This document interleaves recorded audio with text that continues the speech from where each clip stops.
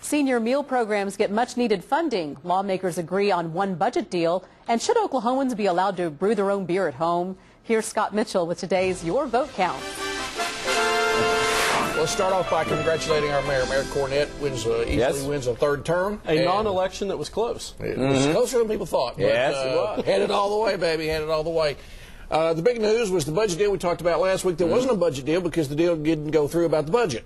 For those of you who are wondering what we're talking about, we thought we had a deal. We could go on to the FY11 budget, but we didn't.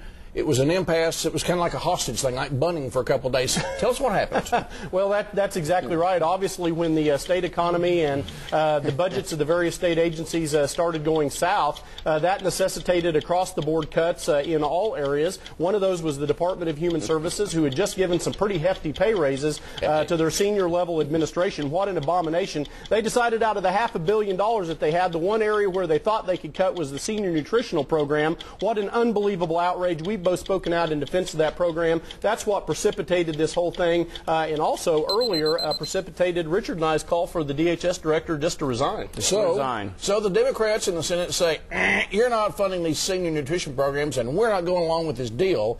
And so that's what happened. So how did it end? I mean, what conclusion they come to? Well, apparently out of nowhere, they spent 2.5 days, almost 3 days, fighting about this $2.5 million for the Meals on Wheels shut-ins for seniors. This never should have happened. If DHS had given the Meals on Wheels a standstill budget last year, none of this would have happened. $2.5 million, that's a lot of money, but in a $7.2 billion budget, whatever. What really should have happened, well, I believe the Senate Democrats won this thing, but Glenn Coffey should have given $2 million out of his $4 million budget surplus. He would have won the day if he said, okay, the Senate Republicans will give our money to the senior Meals on Wheels, and they'd have won the PR battle. Okay, so, we're back to the old saying, politics is show business for really ugly people. Right. And so when this is all over with, this was a political stunt, and there may have been some justification for it, but still, it got the Senate Democrats, which are a lot like House Democrats. Right. I mean, it was a political stunt by Ken Korn, who is running for lieutenant governor. Well, it was a stunt by the other side. All right, here's the question, though. But who wins with the public? Well, right now the Senate Democrats did, because they stood tall and did what was right. But what I would have done if I was the Senate Democrats, they should never have caved as early as they did. They should have assured that the Meals on Wheels got enough money this year, as well as the 2011 budget. Folks, in the Senate, it takes 2/3 of the votes to get an emergency. In order to get a budget passed, you have to have an emergency.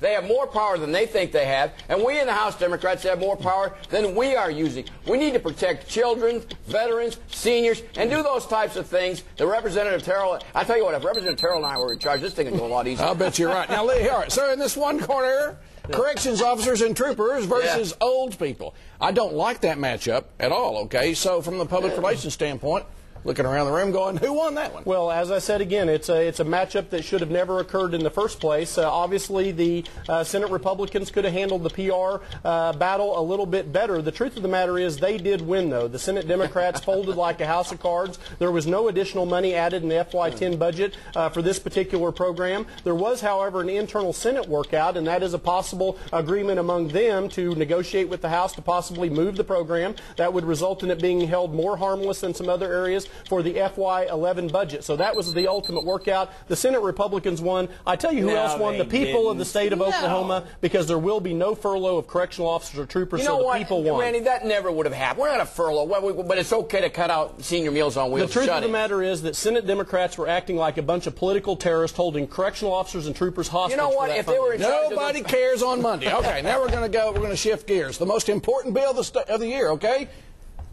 About brewing beer. Come on, you guys are going to. This is a real deal. It's a real deal. Tell me about this bill. Well, it is. Interesting things happen in the Oklahoma legislature. Subject matter that you don't ever think will come up does come up. This really is just a matter of three things. One is personal liberty. We're talking about the ability to brew beer in your own home for your personal consumption. That's kind of ironic coming from a teetotaling Baptist. Number two, it's a matter of parity. We already do this with regard to wine and cider, so we're going to permit you to brew it in your own home so long as you get licensed by the regulatory authority. And third, it's one of limited resources, and that is we're short on funding. Our law enforcement officers, those at the Able Commission, have a lot better things to do than to go arrest you in your own home for making some beer. I wouldn't drink homemade Diet Coke. Do we have time for this stuff? No, we don't have time for this stuff, folks. Come on. I mean, we have 90 legislative days. The Senate just wasted 3 days on this other deal. And here we are in the House talking about this this bill that ended up turning into a religious bill. Randy, we have more important things to do. All of us are in this together as policymakers, Democrats and Republicans, especially in this year where they don't seem to trust anybody, and we're wasting our time with silly stuff like this. Children are dying in foster care at DHS. We have $1.2 million in short funds. Come on, let's go. Richard, it's hard to believe, but you and I agree on this. By the way, the funniest quote was one of the legislators suggesting that the legalization of homebrew would lead to marijuana being legalized. Yeah, well, I'll tell you what. Okay, you guys got 10 seconds apiece on this one. Healthcare bill, the healthcare zombie, the Obama bill was risen from the dead. Will it walk the earth and pass? 10 seconds. It will walk the earth and pass. You know, a Republican friend of mine told me, I said 8 months ago that Obama should have cut this bill into 6 subject matters, run it up and down. This Republican friend of mine comes to me and says, you know, Richard, you need to go to Washington because now they're trying to do that. You suggested it 8 months ago. This thing has killed the Obama administration. He needs to get it off the table. How many Democrats are going to lose if this thing passes? Well, listen, I predicted that the U.S. Senate would be in play this election cycle. I'm now predicting that the U.S. House will be in play. Obama and the Democrats in both of those bodies are going to ram this down our throat, whether we want to or not, through this reconciliation process. God help us all. You know, be careful what you ask for because sometimes you get. Well, God's going to help us on the beer thing. No time for beer. No time for beer. We've got other stuff going on. Back to you. Good grief.